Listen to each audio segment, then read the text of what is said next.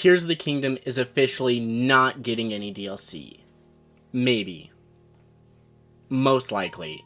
It comes from Zelda series producer Aonuma, so I would presume it's pretty reliable.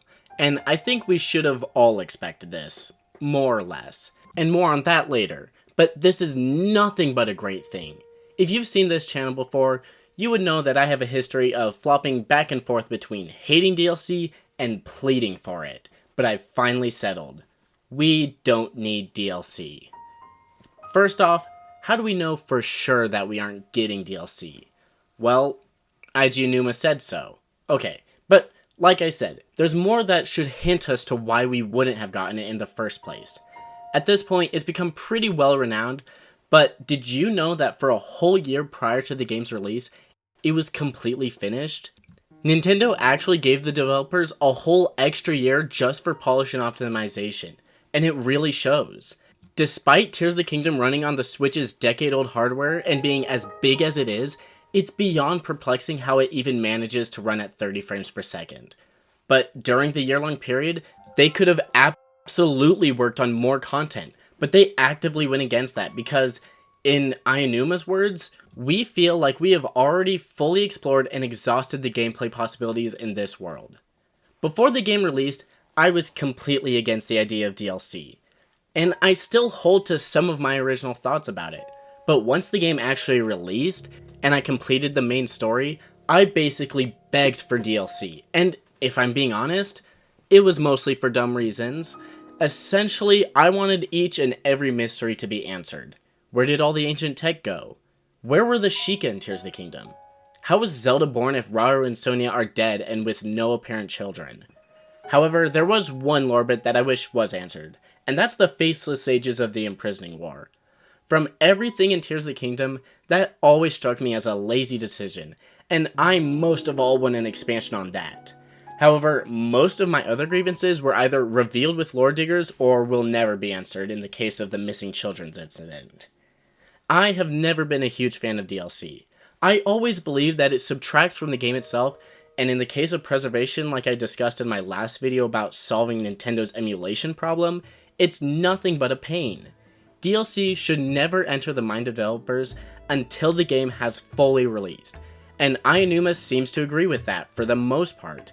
Again, in the interview, Aonuma and the team believe they've done everything they can when it comes to Breath of the Wild and Tears of the Kingdom gameplay. The sequel was made because at the time, they had more ideas, and clearly, they did. And I think the game industry is still pretty shocked with Fuse and Ultra Hand. But at last, they're ready to go beyond Breath of the Wild and this iteration of Hyrule to explore completely new experiences. If you think about it, since the release of Triforce Heroes, the only Zelda games we've had to look forward to that weren't ports or remakes were in the world of Breath of the Wild.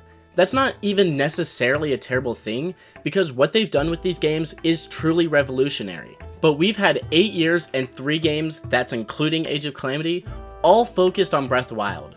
Preceding Breath of the Wild, for almost 20 years, you were sure to expect a brand new Zelda game every 2 or 3 years. Now, that is absolutely not sustainable with current dev times and with the expectations Nintendo has set for themselves, but with a mix of 2D and 3D games, there was always a completely brand new adventure to experience, and I can't wait to see what happens next. However, they did in fact say that they're not completely ruling out the possibility of DLC. If the team discovers a new reason to explore Tears of the Kingdom's Hyrule again, Aonuma said that there's a chance for DLC. However, as someone who doesn't work at Nintendo, and has never attended a Nintendo event, and hasn't even attended Super Nintendo World, I find in all my authority and insider knowledge that the chance for them to make an expansion on Tears of the Kingdom is incredibly unlikely.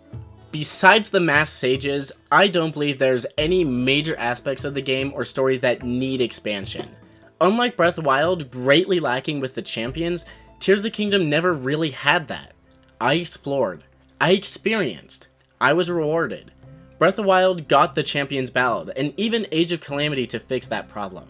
Now, Tears of the Kingdom wasn't perfect. I haven't shied away from critiquing it at all, especially when it comes to Ganondorf. But would DLC fix him? I don't think so. My issue stemmed from his lack of presence in the game.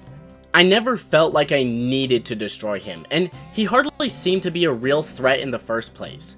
For a DLC to fix that, they would need dozens of cutscenes and story beats, and at that point, you're basically reworking the whole game.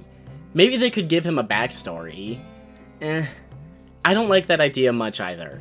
It would either be completely overdone, making him a sappy baby, or underdone, leading to the same game experience as Tears of the Kingdom. I loved every second I played in both Breath of the Wild and Tears of the Kingdom, but I want to see something new. Take me to a steampunk Termina, or a Lovecraftian Caholen Island, or a completely new place. Bring back 2D Zelda. They might not look as impressive or as expansive as the 3D games, but they're beyond amazing, and they have some of the tightest puzzle and item design in the whole series. Link's Awakening sold 6.5 million copies, and I'm sure after Tears of the Kingdom, everyone's gonna be rushing to play whatever's the next Zelda game. And you know what? If they don't bring back 2D Zelda, then at the very least, bring back the Tingle games. They weren't that bad. Coming from someone who's never played them and probably couldn't even get past the menu screen. But I hope you enjoyed this, and for sticking around this long, you get one free glass of water. All you have to do to redeem it is find the nearest water source and fill up your cup. You're welcome. New Pikmin video soon, so, yeah, cool. Eat food, keep cool,